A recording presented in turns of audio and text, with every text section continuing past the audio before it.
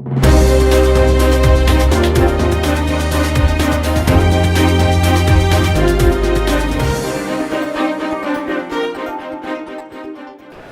to Connected Media IP, the signature destination at NAB Show, helping organisations deliver connected content experiences. I'm Bridget Nzeku and I'm delighted to be joined by Simon Frost. He's Head of Media Marketing and Communications at Ericsson. And I should say welcome back, we spoke to you last year. Yes. Now Ericsson is uniquely placed in this industry. It has a lot of insights into consumer behaviour, the changing, shifting industry and the convergence of broadcast and telecoms. So, bearing that in mind, how disruptive do you see the future outlook being for those involved in the media value chain? I think we're seeing a hugely disruptive era. I don't think we've seen all of that yet. I think those strategies are yet to play out by certainly some of the key potential internet giant disruptors that have already started to show their hands, but I don't think that's yet complete. But I think if we look at what's happening with content owners and some of the broadcasters, their capabilities to deliver content straight to the consumer, go OTT basically. We've seen HBO and CBS in the US do that, and others. We are really seeing the value chain being challenged in getting to the consumer, delivering content straight to the consumer by the content owners, and then how does the pay TV organizations, how do they react to that? How do they deal with that? How do they stay close and relevant to the consumer as well? So yes, I think we're in the middle of the eye of the storm for me in what I think is, Ericsson has a vision of something we call the network society, which is by 2020, there'll be 50 billion connected devices, of which 15 billion of those are video enabled. And I think that journey, that internet of everything being connected, is a hugely disruptive era, basically. It's becoming the internet era of TV. So what do TV companies and other media industry players have to do to remain competitive? I think really laser focus on the consumer is one. I think there's many industries that are keeping up with what the consumer actually wants. Ultimately this is a business of entertainment and information and we love this great industry, it's fantastic. But this, the consumers vote with their feet, they vote with their wallets as to what it is they want to watch, how they want to watch it, what they value.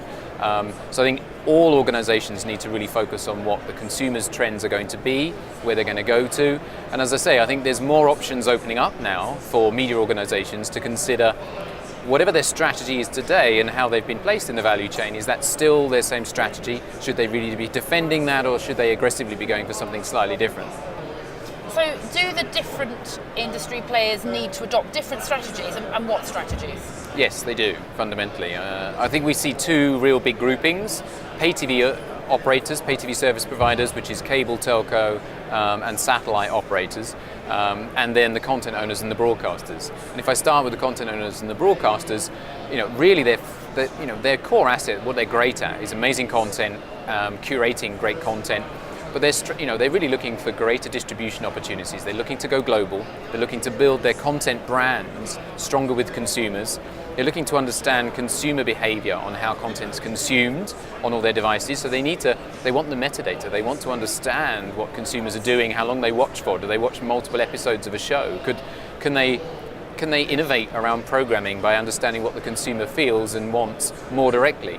So the content piece of the business, the content owners and broadcasters, really looking to get much closer to the consumer. And I think we see that. It started to happen with the over-the-top shift. Like, as I said, I mentioned HBO and CBS for examples before. But I think we see that clearly, and I think there's a lot of challenges with becoming a great content company to becoming a distribution of your own content, managing consumer expectations, deploying content and having OTT platforms on every device you can think of. There's a lot of challenges in that. And I think we see Ericsson and other organizations being able to help with that. And for the other group? The pay TV service providers, they have most of the brand relationship with the consumers. They're already providing probably the telephony service, the broadband, they're providing all the TV packages. But the consumers are challenging the value of some of those packages. They're not all, of course, built by them. Some of them are enforced by the upstream content owners on them.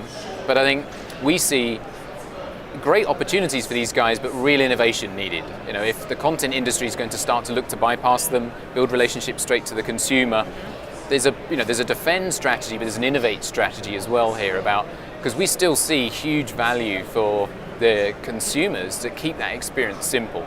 So if you can aggregate all these new sources of content, if you can recommend, if you can make the discovery process more fun, easier, if you can truly innovate, and bring that all in one bill, then I think that's still a great opportunity. So we see disruption, but very different strategies for each of those.